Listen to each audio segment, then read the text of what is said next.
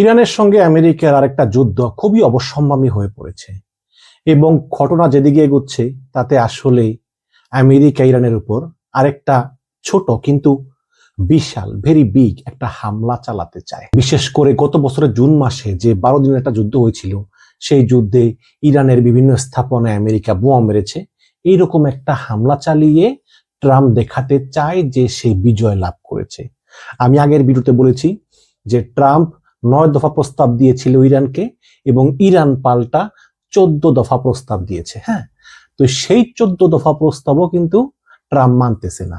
আজকে ফক্স নিউজকে একটা ইন্টারভিউ দিয়েছিলেন ট্রাম্প, সেখানে ট্রাম্প বলেছেন যে ইরানের এই প্রস্তাব তিনি মানবেন না এবং তিনি আরো বলেছেন যে ইরান আসলে যথেষ্ট সাফার এখনো করেনি। মানে মানে বিচার মানি তালগাছ আমার।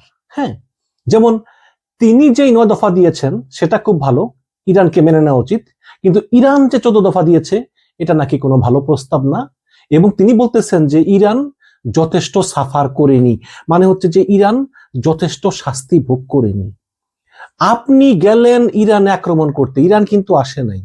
আপনি আক্রমণ করলেন, আপনি ইরানের প্রচুর ক্ষয়ক্ষতি করলেন, আপনি ইরানের হাজার হাজার লোককে হত্যা করলেন এবং ইনক্লুডিং প্রায় 150 থেকে 200-র মতো স্কুলের বাচ্চা শিশু, মেয়ে শিশু, তাদেরকে আপনি হত্যা করলেন। আপনি এখন বলতেছেন যে ইরান এখনো যথেষ্ট সাফার করেনি। এটাই হচ্ছে গিয়ে সমস্যা, এটাই হচ্ছে মার্কিন সাম্রাজ্যবাদ। যেভাবেই হোক এদের যুদ্ধ করা লাগবেই। যেমনটা বলেছিলাম আগের ভিডিওতে যে যুদ্ধের শুরুতেই আমেরিকা যেভাবে হামলা করেছে ইরানে, প্রথম দিনই কিন্তু ইরানের সিনিয়র লিডার সহ সবাইকে মেরে ফেলেছে। হ্যাঁ, তারপরে সেদিন থেকে কিন্তু ইরান মরণ কামড় দিয়েছে, ইরান মধ্যপ্রাচ্যের সকল মার্কিন ঘাঁটিগুলো ধ্বংস করেছে। কিন্তু এগুলো কোনো মিডিয়াতে আসেনি, ইচ্ছাকৃতভাবে গোপন রাখা হয়েছে। কিন্তু যখনই এখন আস্তে আস্তে খোদ মার্কিন মিডিয়াতে আসতেছে যে কি পরিমাণ ধ্বংসের সম্মুখীন হয়েছে আমেরিকা থেকে শুরু করে মধ্যপ্রাচ্যের প্রত্যেকটি দেশ এবং ইসরায়েল, এটা আস্তে আস্তে আসতেছে এবং যেই না রিপোর্ট আসা শুরু করেছে খোদ মার্কিন মিডিয়াতে, তখনই ট্রাম্প বলতেছে এইসব মিডিয়া ফেক নিউজ, তারা রাষ্ট্রদ্রোহিতা করতেছে ইত্যাদি বলে গালি দিতেছে। কিন্তু সত্য কখনো চাপা থাকে না। ট্রাম্প আসলে ইরানের উপর প্রতিশোধ নিতে চাইতেছে, কারণ ইরান যেই 14 দফা দিয়েছে, আমার বিশ্বাস সেই 14 দফা ট্রাম্প পড়েও দেখেন নাই।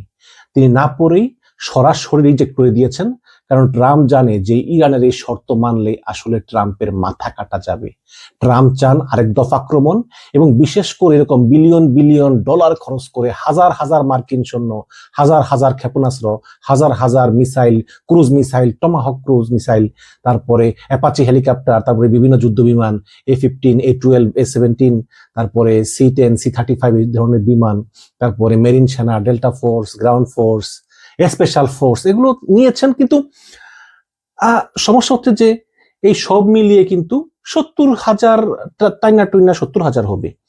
এখন ইরান তো অনেক বড় দেশ, সেই তুলনায় ইরাক কিন্তু খুবই ছোট। যখন উপসাগরীয় যুদ্ধ হয়েছিল সাদ্দাম হোসেনের, তখন কিন্তু প্রায় 1.5 লক্ষ থেকে 1,70,000 মার্কিন সেনা ছিল, যেটাকে বলা হয় জয়েন্ট ফোর্স। জয়েন্ট ফোর্স বলতে এখানে শুধু মার্কিন সেনাই ছিল না, এখানে ন্যাটোর সেনাও ছিল, বিশেষ করে ইউরোপের দেশগুলো সেনা পাঠিয়েছিল। এই কারণে সব মিলিয়েই এই বিপুল পরিমাণ সেনা জোগাড় করা গিয়েছে। কিন্তু এখন তো এই যুদ্ধে ইউরোপ অংশগ্রহণ করে নাই এবং ইউরোপ তো অংশগ্রহণ করেই নাই, বরং অন্য কোন উপায়েও আমেরিকাকে ইউরোপ হেল্প করতে চাইতেছে না, কারণ ইউরোপ বলতেছে এটা আমাদের যুদ্ধ নয়। এবং এই কারণে টেনে টুনে 70,000, 80,000, 70,000 সেনা আমেরিকা সেখানে মোতায়েন করেছে। কিন্তু এই 70,000 সেনা ইরানের 6 লক্ষের বিপরীতে কি করবে? এবং যখন গ্রাউন্ড ফোর্স নামবে ইরানে, তখন ইরানের সেনাবাহিনী তো জানে, কারণ এটা তাদের ল্যান্ড, যে কোথায় কি আছে, কোথায় পাহাড় আছে, কোথায় দুর্গ আছে, কোথায় সুড়ঙ্গ আছে, কোথায় মাইন পাতা আছে, কোথায় বোমা পাতা আছে, কোথায় ফাঁদ পাতা আছে, সব কিন্তু ইরান জানে, কারণ এটা কিন্তু ইরানের নিজের দেশ, এটা কিন্তু আমেরিকার দেশ না। এখন গ্রাউন্ড ফোর্স নামলে পদে পদে বিপদ। আমার এখনো বিশ্বাস যে আমেরিকা উপর থেকে আরো বোমা হামলা চালাবে, বিমান দিয়ে, যুদ্ধ বিমান থেকে হামলা চালাবে, ইরানের আরো অবকাঠামো ধ্বংস করবে, সেতু, সরকারি প্রতিষ্ঠান, বিদ্যুৎ কেন্দ্র, তেল শোধনাগার, গ্যাস শোধনাগার সব ধ্বংস করবে। কিন্তু গ্রাউন্ডে কোনো সৈন্য নামবে না। যদি নামে তাহলে কিন্তু তারা পটল তুলবে একদম ডাইরেক্টলি। সুতরাং গ্রাউন্ডে কোনো সৈন্য পাঠাবে না, কিন্তু উপর থেকে একটা হামলা চালাবে। এবং অলরেডি ইরানের যেই যুদ্ধ জাহাজগুলো আছে, বিশেষ করে এয়ারক্রাফট ক্যারিয়ার আব্রাহাম লিঙ্কন, তারপরে ফোর্ড একটা আছে, এরা সব এখন ইরানের জলসীমা থেকে 200 কিলোমিটার দূরে অবস্থান করতেছে। হ্যাঁ, 200 কিলোমিটার দূরে বিভিন্ন যুদ্ধ জাহাজ সহকারে, যাতে ইরান ক্ষেপণাস্ত্রের টার্গেট করতে না পারে। এবং এটা যখন আরো কাছে আসা শুরু করবে, তখনই কিন্তু ইরানও পাল্টা প্রতিশোধ নেওয়া শুরু করবে। অলরেডি ইরানের supreme leader Mustafa Saeed Khamenei বলেছেন যে আমরা সর্বোচ্চ শক্তি দিয়ে শত্রুর মোকাবেলা করব, আমরা কোনো মতেই নত স্বীকার করব না। ট্রাম্প বলতেছে 2 মাসের যুদ্ধবিরতি, ইরান বলতেছে না, এইসব যুদ্ধবিরতি মানি না, যেই 14 দফা দিয়েছি 14 দফা আগে মেনে নাও, তারপরই এটা সমাধান হতে পারে। একটা মাত্র উপায়ে, 14 দফা মেনে নাও। এই 14 দফার ভিতরেই আছে হরমুজ। হরমুজ থেকে তোমরাও তোমাদের নেভাল ব্লকে ছড়িয়ে নাও, আমরাও সরিয়ে নেই, তাহলে সবগুলো জাহাজ কিন্তু এখনই চলে যাবে। ইরান বলতেছে যে তোমরা এই পাশ থেকে সরাও, আমার এই পাশ থেকে সরাই দেবো, তাহলে হরমুজ ওপেন হয়ে যাবে। সুতরাং ওই হরমুজের দোহাই দিয়ে কিন্তু ওই আমাদের উপর চাপ দেওয়ার কোনো মানে নাই। এই 14 দফা প্রস্তাবে ইরান 3 ধাপে 1 মাসের মাঝে যুদ্ধ বন্ধের প্রস্তাব দিয়েছে, যেটা বলেছিলাম। প্রথম ধাপে আমেরিকাকে হরমুজের অবরোধ তুলে দিতে হবে, তাহলে ইরানও তাদের সাইডের যে হরমুজের অবরোধ সেটা তুলে নিবে। আর দ্বিতীয় ধাপে ইরান নিজেদের যে পারমাণবিক সমৃদ্ধকরণের মাত্রা, এটা কমিয়ে 3.5-এ নিয়ে আসবে, কিন্তু পারমাণবিক প্রকল্প কমপ্লিটলি বন্ধ করবে না। 3.5-এ, যেমন একটা ইউরেনিয়াম এনরিস্ট করে যখন 9-এ আসে খুব সম্ভবত, তখন এটা খুব পাওয়ারফুল একটা অস্ত্র তৈরি হয়, বাট এটার সমৃদ্ধ মানে এনরিচমেন্ট এটা ওরা 3.5-এ লিমিটেড রাখবে। বিনিময়ে আমেরিকাকে ইরানের আশেপাশের দেশের ঘাঁটিগুলো থেকে সরে যেতে হবে, পুরো অঞ্চলে মার্কিন সেনা ঘাঁটি ক্লোজ করে ফেলতে হবে, এবং অন্যান্য দেশগুলোকে গ্যারান্টি দিতে হবে, যেমন রাশিয়া, চায়না সহ বিশ্বের তাবৎ মোরল দেশগুলো আছে, ইউরোপিয়ান ইউনিয়ন সহ, তারা গ্যারান্টি দিতে হবে যে ইসরায়েল এবং আমেরিকা কোনোদিন আর ইরানে হামলা চালাবে না। এবং তৃতীয় ধাপে ইরান অন্যান্য আরব দেশগুলোর সাথে আলোচনা করে একটা আঞ্চলিক ঐক্য গড়ে তুলে হরমুজে নিয়ন্ত্রণ প্রতিষ্ঠা করবে। মানে ইরান অন্যান্য আরব দেশগুলোর সঙ্গে আলোচনার ভিত্তিতে একটা আঞ্চলিক ঐক্য গড়ে তুলে হরমুজের নিয়ন্ত্রণ প্রতিষ্ঠা করবে, এককভাবে না। কিন্তু এই প্রস্তাব পাঠানো হয়েছে 2 দিন আগে, এখন পর্যন্ত আমেরিকা অফিসিয়ালি কোনো রেসপন্স করে নাই। বাট ফক্স নিউজকে ইন্টারভিউতে ট্রাম্প বলেছে যে এই প্রস্তাব আমার পছন্দ হয় নাই। এখন প্রস্তাব তো অবশ্যই আপনার পছন্দ হবে না, আপনার পছন্দ মতো প্রস্তাব দিবে না, তাই না? ইরান তো ভিন্ন দেশ, শত্রু দেশ। তো এখন প্রশ্ন হচ্ছে যে আসলে ট্রাম্প আবার হামলা করতে যাচ্ছে কিনা ইরানে। তার মানে হচ্ছে ইরানে ট্রাম্প ব্যাপকভাবে আবারও হামলা করতে যাচ্ছে কিনা, এবং আসলে এর ফলাফল কি হতে পারে। যদি আবার আমেরিকা ইরানে হামলা করে, তাহলে সামরিক দিক দিয়ে তো অবশ্যই মধ্যপ্রাচ্য এবং ইসরায়েল আবার ক্ষতিগ্রস্ত হবে, ইরান সহ। কারণ ইরানে পাল্টা হামলা করলে ইরানও তো মরণ কামড় দিবে। ইরানও তো মধ্যপ্রাচ্যের সকল বিদ্যুৎ কেন্দ্র, সকল গ্যাস কেন্দ্র, সকল সামরিক কেন্দ্র, সকল মার্কিন ঘাঁটি, পানি শোধনাগার সবকিছু তো ধ্বংস করে দেবে। এয়ারপোর্ট, বড় বড় হোটেল, এগুলো ইরান ধ্বংস করে দেবে ক্ষেপণাস্ত্র মেরে। বাট যে অর্থনৈতিক ক্ষতিটা সমস্ত বিশ্বে, তেলের দাম অলরেডি $123, $124 ছুঁই করতেছে ব্যারেল প্রতি তেলের দাম। হ্যাঁ, এখন এটা গিয়ে ঠেকবে $200। যুদ্ধের 60 দিন শেষ হয়ে গিয়েছে। যেই সব দেশে যেমনি ওই যেই আমাদের গ্রামে বলে না, একদম কাছে কুছে নিছি, মানে যার কাছে কুছে যা তেল মেল ছিল সব খরচ করে ফেলেছে। এখন বিশ্ব চরম মন্দার দিকে যাবে। কাজে আমি বারে বারে বলি যে এই যুদ্ধ কিন্তু ইরান এবং আমেরিকার মধ্যে শুরু হলেও কিন্তু এই যুদ্ধ আর ইরান আমেরিকায় সীমাবদ্ধ নেই। এই যুদ্ধ আসলে ইনডাইরেক্টলি ছড়িয়ে পড়েছে সমস্ত বিশ্বে, এবং সমস্ত বিশ্বের রাশিয়া এবং চীন বাদে সবাই কিন্তু কম বেশি সাফারার। হ্যাঁ, কাজে এই যুদ্ধ কিন্তু মাত্র 2 দেশের ভিতরে আর সীমাবদ্ধ নাই। এবং যদি আবার আমেরিকা ইরানকে আক্রমণ করে, ইরানও পাল্টা আক্রমণ করে, এবং Hormuz remain closed, then it gonna be very very bad for the rest of the world. সুতরাং এই কারণে আমি মনে করি যে আমেরিকা অবশ্যই এই চিন্তা করবে যে আসলে ইরানে হামলা করলে এটার কনসিকুয়েন্সটা কি হতে পারে।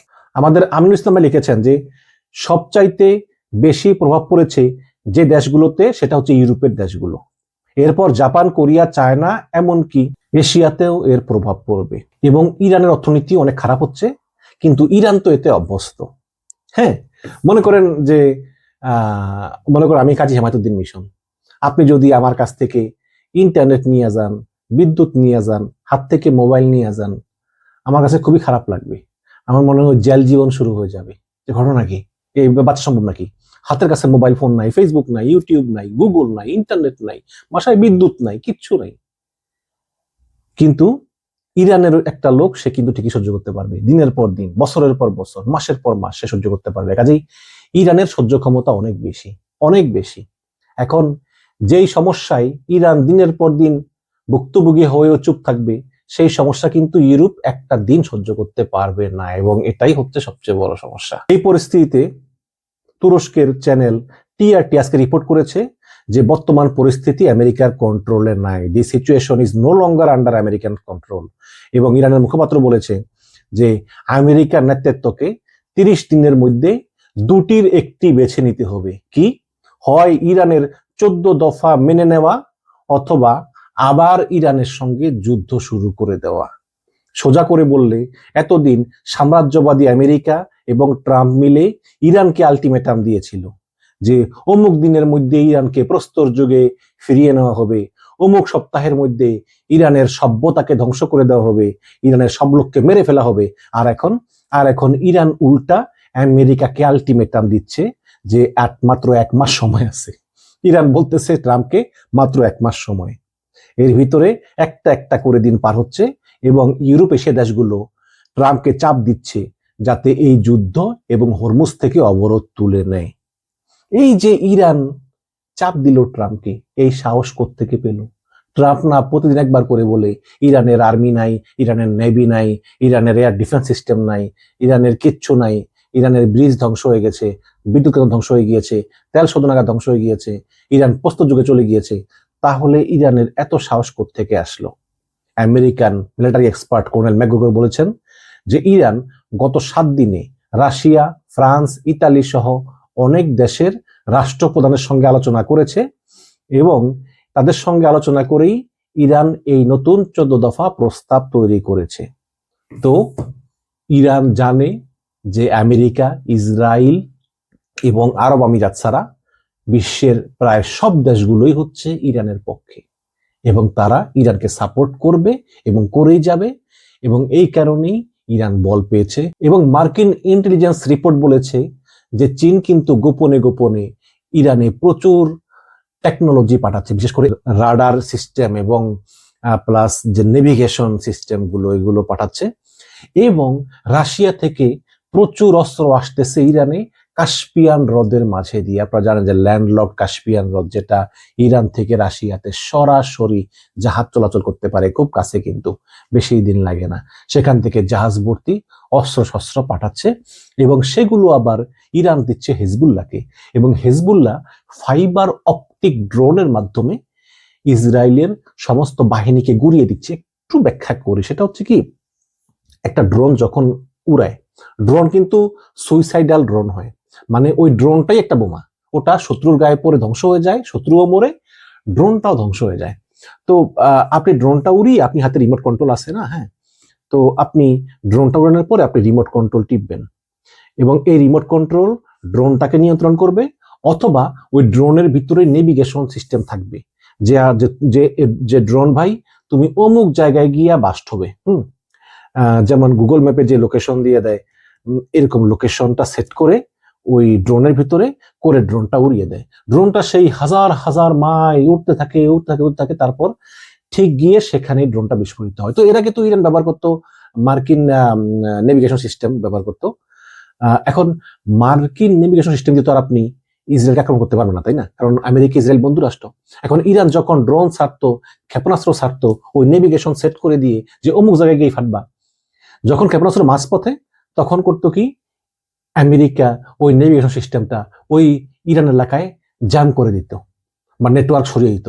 তখন ওই মিসাইলটা দিকভ্রান্ত হয়ে যে কোনো জায়গায় গিয়ে বাস্ট হয়ে যেত। তারপর ইরান করলো কি, চীনের যে নেভিগেশন সিস্টেম ভাইডু 2, যেটা ব্যবহার করে, খেয়াল আছে গত বছর পাকিস্তানি বিমান বাহিনী অসাধারণ সাফল্য পেয়েছিল ভারতীয় বিমান বাহিনীর বিরুদ্ধে। ভারতীয় বাহিনীর 5টা বিমান পড়ে গিয়েছিল, ইনক্লুডিং 2 রাফায়েল, ফ্রান্সের তৈরি অত্যাধুনিক যুদ্ধবিমান রাফেল, মনে আছে তো? তো সেই প্রযুক্তি আবার ইরানও নিয়েছে। এবং এই যে নেভিগেশন, এগুলো করতে হলে কিন্তু সমস্ত পৃথিবীতে প্রায় 30 থেকে 35টা স্যাটেলাইট পাঠানো লাগে, একটা দুটো, মানে এইভাবে রাউন্ড করে পৃথিবী থেকে একটা কাজেই, তখনই এইসব নেভিগেশন কাজ করে। তো এই যোগ্যতা শুধু আছে পৃথিবীতে দুইটা দেশেরই, আমেরিকার এবং চায়নার। আর একজনের আছে, সেটা হচ্ছে ইলন মাস্কের। মাস্ক তো আমেরিকানই, এটা আমেরিকাই ধরা যায়। তো এই কারণে এইসব টেকনোলজি কিন্তু চীনের কাছ থেকে ইরান পাচ্ছে, এবং ইরান পাওয়ার পরে ইরান আবার এই ড্রোনগুলো দিচ্ছে হিজবুল্লাহকে। কিন্তু সমস্যা হচ্ছে যে হিজবুল্লাহ যখন এই ড্রোন ব্যবহার করে ওই যে রিমোট কন্ট্রোলের দ্বারা কন্ট্রোল করতে চায়, কারণ হিজবুল্লাহ তো আর বেশি দূরে পাঠায় না, কারণ ইরানের সঙ্গে তো ইসরায়েলের কোনো বর্ডার নাই, হিজবুল্লাহর সঙ্গে কিন্তু ইসরায়েলের বর্ডার আছে। তো এগুলো আবার ইসরায়েল করে কি, তাদের যে রাডার আছে, রাডারে ধরে ওই ড্রোনটা ধ্বংস করে দেয়, কারণ রাডারে ইসরায়েল দেখে যে ড্রোনটা আসতেছে। হ্যাঁ, তো এখন ইরান ফাইবার অপটিক প্রযুক্তি ড্রোন পাঠিয়েছে হিজবুল্লাহকে। ফাইবার অপটিক কি, খুবই চিকন সুতা, চুলের মতো চিকন একটা সুতা, এই সুতাটা থাকবে ড্রোনের সঙ্গে। এই সুতাটা কয়েক মাইল পর্যন্ত যায়, 10, 12, 13, 14, 15, 20 মাইল পর্যন্ত যাবে এই সুতাটা। সুতাটা কিন্তু ওই ড্রোনের সঙ্গে লাগাই থাকবে, এবং সুতাটা এত হালকা যে বাতাসে উড়বে। তো ওই ঘড়ির মতো, যেমন নাটাই সারি, এটা এরকম সাইরা সাইরা সাইরা সাইরা, এবং এটার কমান্ড গুলো কিন্তু ওই তারের মাধ্যমেই যায় ড্রোনে, যে এদিকে যাও, এদিকে যাও, উপরে যাও, নিচে যাও, ফেটে যাও। তখন এটা কিন্তু ওই রিমোট কন্ট্রোল দ্বারা পরিচালনা করতেও হয় না, নেভিগেশন লাগানো লাগে না, এবং এটা ইসরায়েলের রাডারে ধরা পড়ে না।